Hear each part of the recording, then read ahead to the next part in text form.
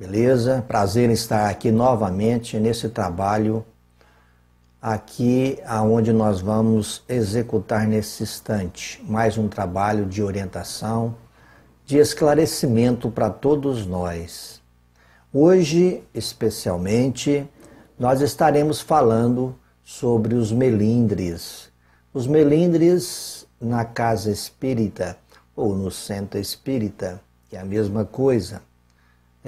Lembrando que é um assunto delicado, lembrando que é um assunto que mexe com todos nós. Todos nós temos aí a necessidade de trabalhar para que então esta manifestação desse quesito que é oriundo do próprio orgulho de cada um de nós. Mas vamos ver aí os caminhos que podemos seguir para dissertar sobre o assunto que é uma realidade na casa espírita, ou seja, entre os trabalhadores espírita. Nós vamos entender que não é fácil conviver, não é fácil nos relacionarmos, criar um clima de convivência saudável entre nós. Por isso, então, nós vamos lançar mão nesse instante de uma citação feita por G. Roberto Almeida, no seu livro A Convivência na Casa Espírita, num trecho onde ele diz que os melindres são verdadeiros fantasmas de um centro espírita, associados às mágoas e ressentimentos, contribuem para fragilizar os laços humanos.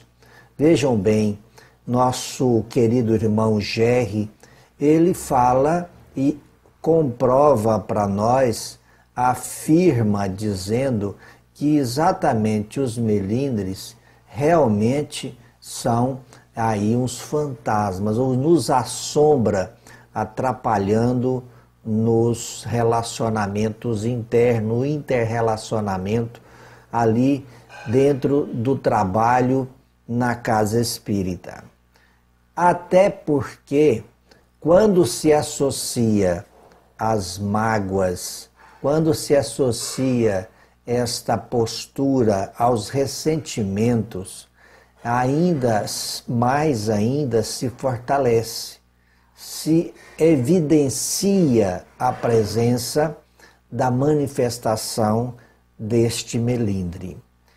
Portanto, diante da manifestação fundamentada em ressentimentos, diante da manifestação dos melindres fundamentados e associados às mágoas, naturalmente estaremos contribuindo com esta postura de melindre para fragilizar os laços humanos, ou seja, os nossos relacionamentos, a nossa convivência com os nossos irmãos, com os nossos companheiros de trabalho, estará fragilizada no sentido de estar fundamentada e sedimentada no decorrer do tempo em desconfianças, em desunião e afastamentos, divergências e divergências diversas de pontos de vista. O que ocorrerá uma desestruturação por parte do trabalho que estava sendo executado ali naquela casa espírita. Vejamos então que o prejuízo aí é evidente.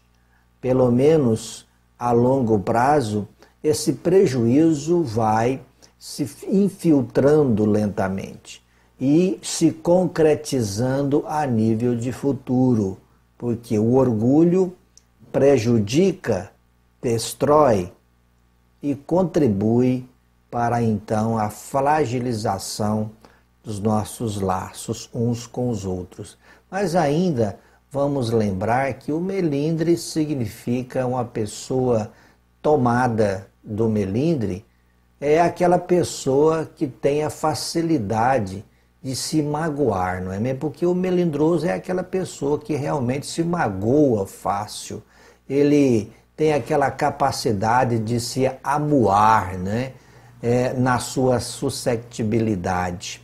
Vamos entender então que nesse caso necessita-se de uma delicadeza no trato, um certo escrúpulo, um cuidado minucioso e atento no trato com essa pessoa que no momento se encontra equivocada e entregue à manifestação do seu orgulho na forma de melindres diversos, né? É muito importante ficarmos atentos a esse melindre nos nossos relacionamentos dentro da casa espírita. Agora nós fazemos uma pergunta. Por que há melindres? Por que existe o melindre entre nós no quesito e no ambiente da casa espírita? Nós vamos buscar nesse instante para responder esta pergunta. Nós vamos lá no Evangelho segundo o Espiritismo, capítulo 9, item 9. Lá nós vamos encontrar um trecho aonde diz assim, que o orgulho vos induz a julgar-vos mais do que sois, a não suportardes uma comparação que vos possa rebaixar, a vos considerardes, ao contrário, tão acima de vossos irmãos, quer em espírito, quer em posição social, quer mesmo em vantagens pessoais, que o menor paralelo vos irrita e aborrece. E isso é exatamente a condição do melindroso. É exatamente as características do melindroso, de qualquer um de nós que estivermos tomados do melindre. Exatamente porque ele está sempre tendo esse melindre, né? Está sempre tendo como fonte o orgulho. E o orgulho, como diz aqui Kardec no Evangelho, capítulo 9, ele diz que esse orgulho nos induz a julgar, a nos julgar mais do que nós somos. Quando nós nos julgamos maiores, melhores do que realmente somos, nos colocando acima das outras pessoas, nós estamos naturalmente criando situações embaraçosas, aonde nós diminuímos aí a oportunidade de nos igualar uns com os outros. Portanto, nessa hora, nós tiramos a chance de entendimento uns com os outros. Olha a importância de não nos colocarmos desta forma ali no nosso cotidiano, no nosso ambiente de trabalho. Quando nos colocamos, repito, acima do outro, tiramos a oportunidade do entendimento, da compreensão e, melhor ainda, nós deixamos de dar embasamento para a construção do sentimento contrário ao orgulho, que é a humildade. Diante dessa realidade, dessa postura inconstrutiva, nós vamos, claro, ter que no futuro amargar prejuízos a nível de produtividade no trabalho junto àquela equipe, a nível de relacionamento, a nível de amizade e, por que não dizer, a nível espiritual estaremos gerando problemas maiores. Mas vamos continuar um pouco mais adiante, ainda com Allan Kardec, está citando lá em Obras Póstumas, na primeira parte, com o título O Egoísmo e o Orgulho. Tiramos lá desta primeira parte, em Obras Póstumas, aonde um trecho aonde se diz assim, que a exaltação da personalidade leva o homem a considerar-se acima dos outros, julgando-se com direitos superiores, melindra-se com o que quer que, a seu ver, constitua ofensa a seus direitos. A importância que, por orgulho, atribui à sua pessoa, naturalmente o torna egoísta. Uma coisa puxa a outra. O orgulhoso sempre é egoísta, porque quando se exalta, colocando acima do outro, seja nas suas opiniões, seja nas suas ideias, seja na sua maneira de tratar com o seu companheiro, ele naturalmente está sendo egoísta pelo fato de estar naturalmente querendo ou chamando para si, somente para si, a atenção e a razão e o fato de estar certo ou o fato de simplesmente somente ele ter o direito de opinar, porque se considera a pessoa mais apta a ter ali as ideias melhores. E assim ele se torna, além de orgulhoso, uma pessoa egoísta. Nós temos esse comentário lá em Obras Póstumas, repito, na primeira parte, aonde está intitulado esse momento de Kardec comentando, com o título O Egoísmo e o Orgulho. É bom que a gente procure fazer essa análise, buscando esse material que é muito importante no processo de aprendizagem para cada um de nós.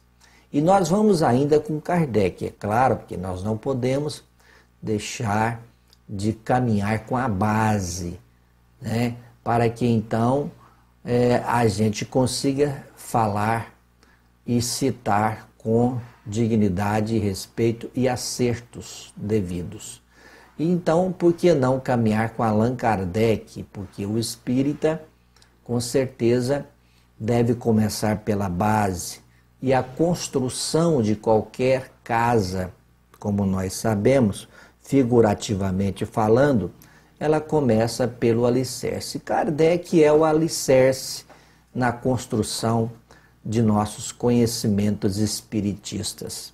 Então, Allan Kardec, lá num discurso pronunciado nas reuniões gerais dos espíritas de León, ele diz da seguinte forma: há ainda aqueles cuja suscetibilidade, o que é suscetibilidade? É a pessoa com um nível de capacidade do sujeito em sentir-se ofendido, né? Então ele diz, há ainda aqueles cuja suscetibilidade é levada ao excesso, que se melindram com as mínimas coisas, mesmo com o lugar que lhes é destinado nas reuniões, se não os põem em evidência. Isso é consequência do orgulho em evidência, na verdade, não é verdade? Mas continuando, nós vamos voltando aí com um comentário no livro A Convivência na Casa Espírita, esse livro que é do nosso irmão Gerry Roberto Almeida. Um trecho nessa obra, nós temos lá escrito e registrado da seguinte forma, aonde ele diz que pode-se compreender o melindre pelo viés psicológico, como um artifício usado pelo ego para preservar sua própria identidade. Quando o ego se sente ameaçado ou desestabilizado por algo ou por alguém, reage através de um fechamento mental, psíquico, de um retraimento emocional, visando preservar numa atitude defensiva a imatura, as estruturas, ou seja, o orgulho, a vaidade do próprio eu. É muito interessante que nós analisemos por este ângulo, por esse prisma, a questão do melindre. Nós vamos entender então que o melindre pode estar associado a 3 elementos básicos.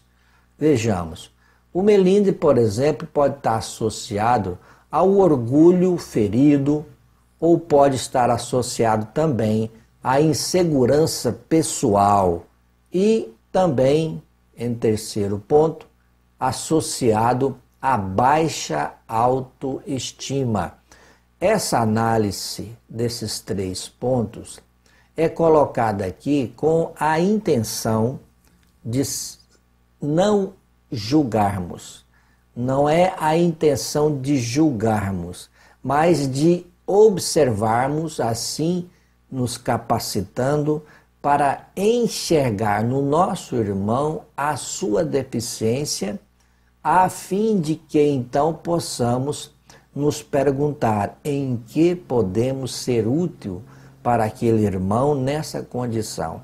O que a casa espírita, o grupo espírita, pode estar fazendo para amenizar, para ensinar, para então instruir aquele irmão ou aquela irmã ou aquelas pessoas ou aquele grupo, não é, de que se encontra nessa situação. O que nós podemos fazer?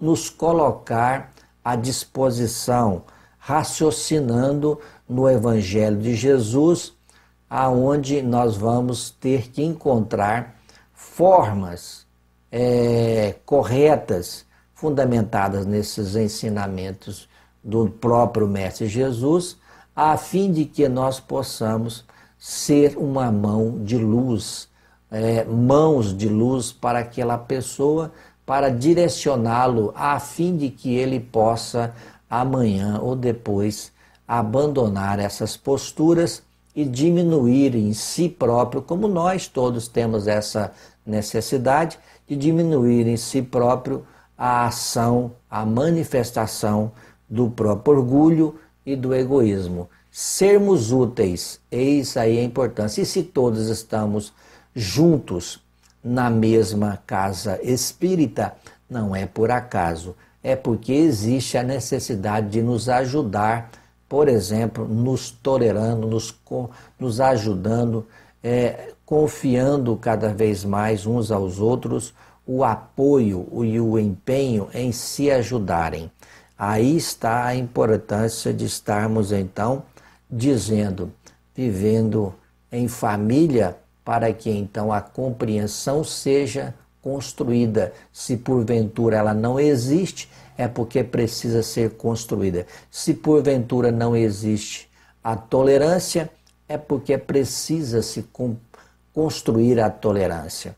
Nos ajudando, com certeza a problemática na sua fonte, no seu nascedouro, será resolvido em determinado momento em que estivermos todos bem intencionados, agindo com este sentido, movidos pelo Evangelho de Jesus. Vejamos então que melindre, ainda lá na obra do nosso irmão Gerry Roberto Almeida, de A Convivência na Casa Espírita, ele diz que melindre, primeiro, é o primeiro estágio de outros sentimentos que poderão se seguir de outros tantos, né? Mas se seguir de quais outros sentimentos? Por exemplo, poderá se seguir do sentimento da mágoa, do ressentimento, da raiva, da agressividade, da vingança também. Claro, se não for cuidado no seu nascedouro, ele pode evoluir por vários estágios, por várias fases, e passar por várias situações e construindo, por exemplo, a mágoa, da mágoa para o ressentimento, do ressentimento para a raiva, da raiva para a agressividade, tanto verbal quanto física, da agressividade partir para a vingança, para a perseguição, e isso é lastimável. Tudo isso pode ser evitado no seu nascedouro com aplicação, compreensão e atendimento ao chamamento de Jesus, à sugestão do Mestre dos Mestres. Amai-vos uns aos outros como eu vos amei. Então, vamos sempre lembrando, não podemos de forma alguma esquecer da base, não podemos esquecer das instruções do Mestre Jesus, fazendo com que então estes ensinamentos não mais somente esteja figurando no nosso intelecto, mas acima de tudo esteja manifestando nas nossas ações constantemente, uns com os outros. Mas vamos continuar o nosso bate-papo, lembrando que quando sentir-me melindrado, eu devo questionar-me. Porque, de repente, qualquer um de nós pode se sentir, sim, melindrado. Por quê? Porque cada um de nós ainda carrega, em menor ou maior quantidade, o orgulho. E então é natural que no decorrer do dia, no decorrer daquele relacionamento, daquela situação, daquele ambiente, dentro desse ou daquele grupo, de repente podemos nos sentir, sim, melindrados. Agora, nesse momento, como agir? O que devo questionar? Como questionar-me? Porque a questão é questionar-me. Eu devo questionar não o outro, mas questionar a minha própria pessoa, que estou me sentindo melindrado. Questionar-me. O que eu devo questionar-me? Vejamos, por exemplo, comecemos nos perguntando: por que estou sentindo-me assim? Por quê? Porque quando eu levanto esse questionamento na minha consciência, eu estou abrindo espaço para rever os meus conceitos, os sentimentos, para rever os meus posicionamentos, para rever. E então estou aberto, me coloco aberto para buscar resoluções contrárias ao melindre, contrário àquele sentimento que estou tendo em relação a esta pessoa ou aquelas pessoas. Estou abrindo espaço para uma modificação, estou aberto a uma reavaliação de mim mesmo, da minha própria pessoa e de tudo que estou sentindo. Aí as coisas começam a fluir positivamente quando eu tenho essa postura. A outra questão que eu posso estar levantando para mim mesmo é o que está atrás disso? O que está por trás do melindre que estou sentindo? Eu devo observar o que está por trás. Então, naturalmente, eu vou me responder facilmente, lembrando que por detrás dos bastidores do melindre está sempre o orgulho.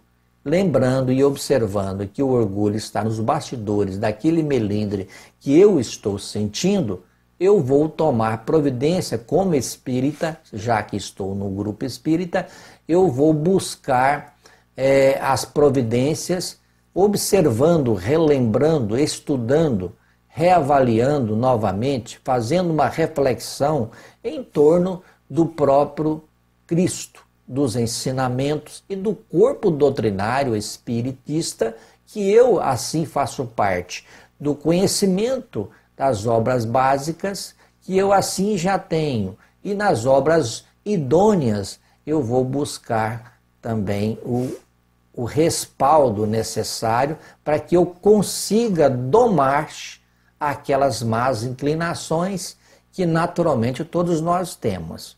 O que não é natural é não nos esforçarmos para domar as nossas más inclinações.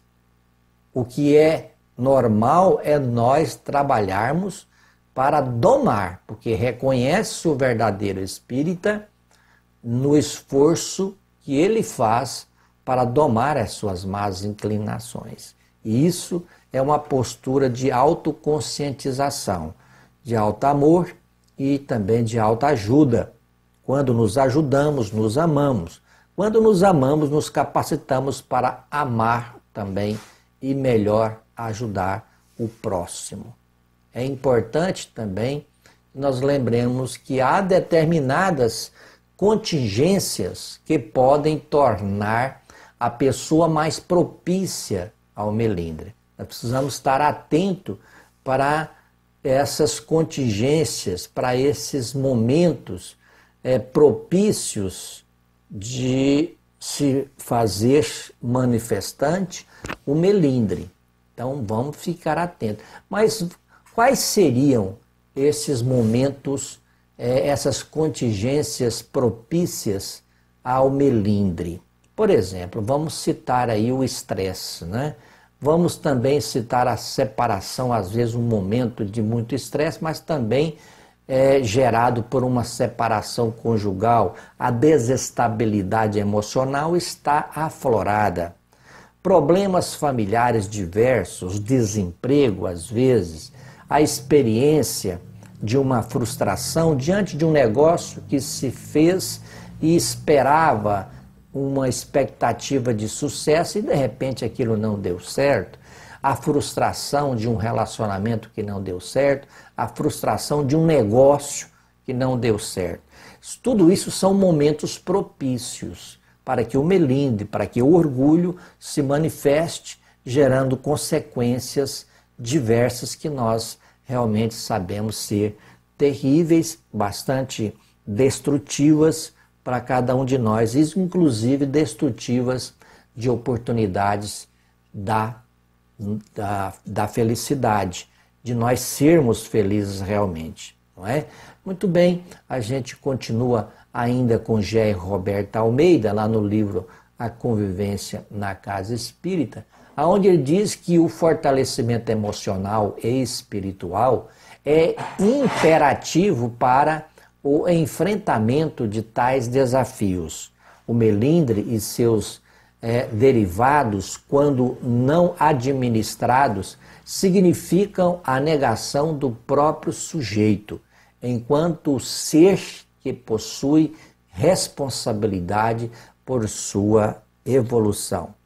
Vem em pauta agora a responsabilidade sobre nós mesmos, a responsabilidade sobre as nossas próprias ações, atitudes, escolhas. E não é diferente na questão do melindre, não é diferente darmos asas, quando damos asas ao melindre. A responsabilidade quanto às consequências é toda nossa. Então é preciso no nascedouro tomar os devidos cuidados.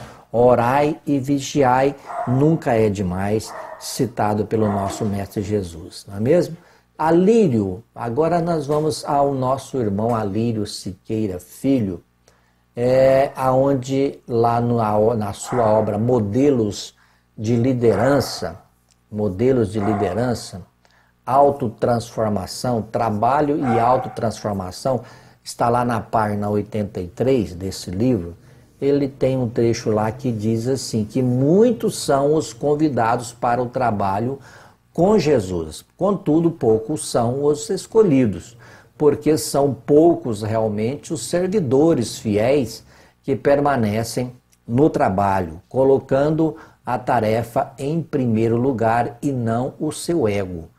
Poucos colocam a tarefa em primeiro lugar, ou seja, poucos colocam a causa do Cristo em primeiro lugar. Poucos levam-se em conta a causa doutrinária, espiritista, kardecista, ou os ensinamentos básicos em conta em primeiro lugar.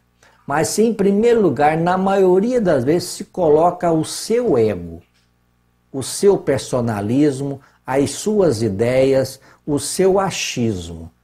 E isso é muito prejudicial para o relacionamento no seu todo. Alírio faz essa lembrança que é de muita importância para todos nós não esquecermos de forma alguma. Continuando ainda com Alírio Siqueira Filho, na mesma obra, ele diz que é essencial ter plena consciência que nenhum de nós é insubstituível. Portanto, o trabalho do bem não necessita de nós. Nós é que necessitamos do trabalho do bem para evoluir. Por isso, se alguém enterra o talento, outro o substituirá. Essa é uma verdade insubstituível. E Alírio ainda continua dizendo que aquele que tinha 10 vai receber mais essa incumbência, porque o outro simplesmente a negligenciou.